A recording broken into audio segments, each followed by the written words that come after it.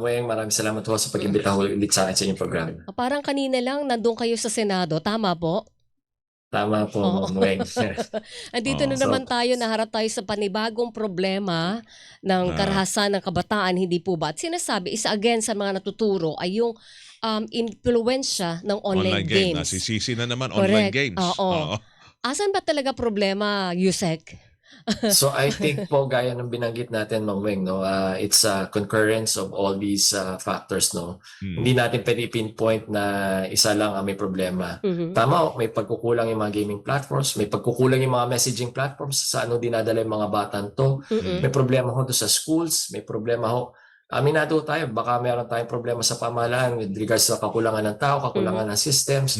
Meron din ang problema sa mga magulang na parang hindi na subaybayan at nagabayan yung mga anak nila. So, lahat-lahat ito naging, tiyatawag nga natin ito, it's a perfect storm when it comes to yung lahat ng pagkukulang na to na nag-result sa ganitong trahedya. Naalala ko, nung nakaraan, yung insidente, nung nangyari sa Tacloban, na-follow up nyo ho ba?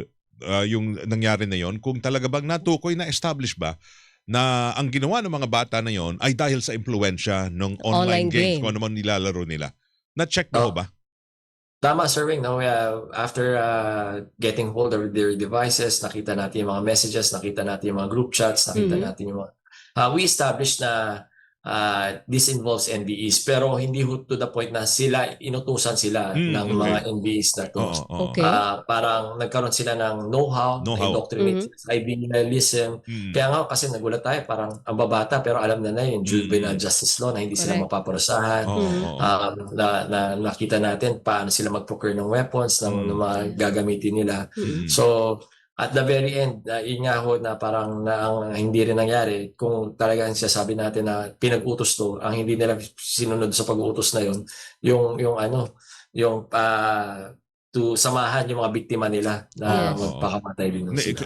Yung hindi sila sumunod sa mga utos, from the very beginning, nung first level pa lang, di ba, slowly yon o manggulo ka muna sa isang lugar, diba, step by step yon. So none of those steps na tinuturo, na inuudyok na gawin, hindi nila ginawa.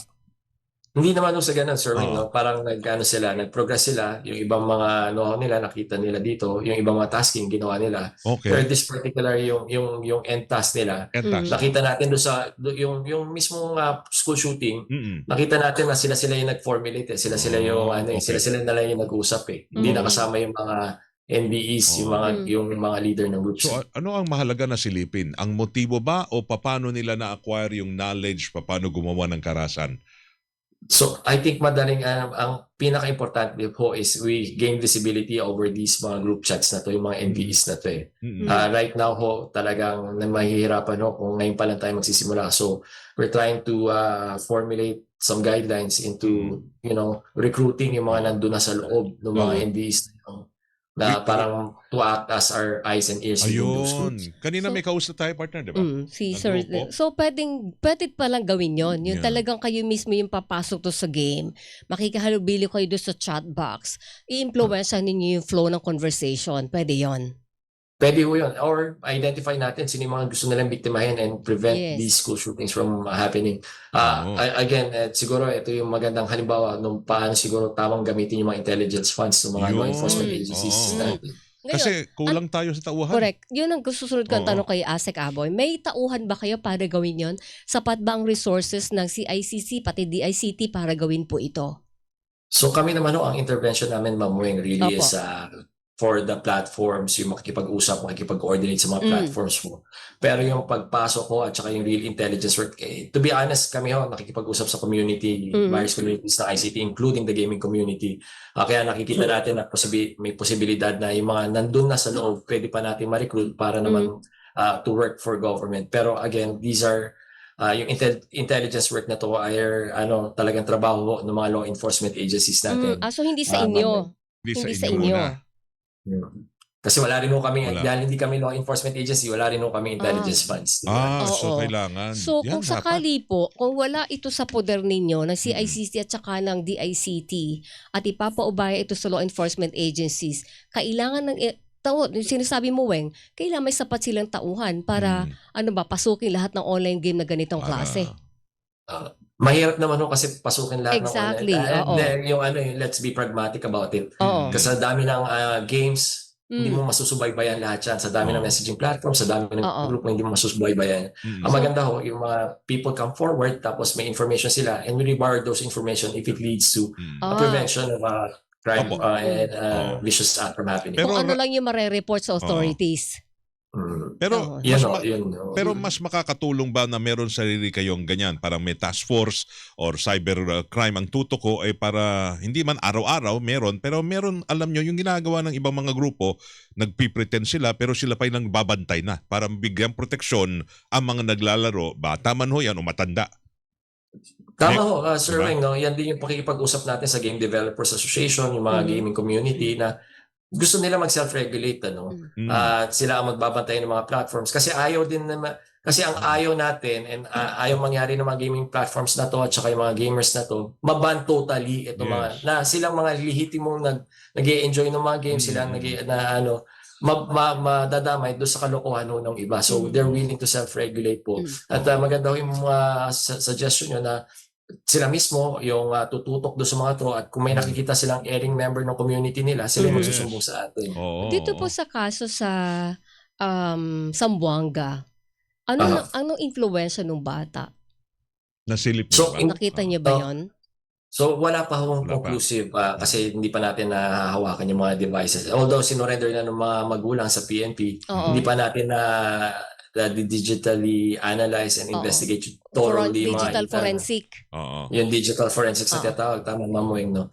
Yung mga devices na to. Although may lumalabas na mga tips, lumalabas na mga information sa atin, nilalapit sa atin na heavily daw sa isang gaming platform yung bata, we have to verify that information as well. Kasi parang kwan lang to, partner, Yusek, no? Yung para bang mahirapan din tayo na resolve talaga yung problema. Silipin talaga kung ano ba talaga ang motibo, ano nag-drive para ho sa bata. Yun siguro hintayin natin ang further investigate. Kasi yung nangyari sa Tacloban hanggang ngayon wala pa ata, no?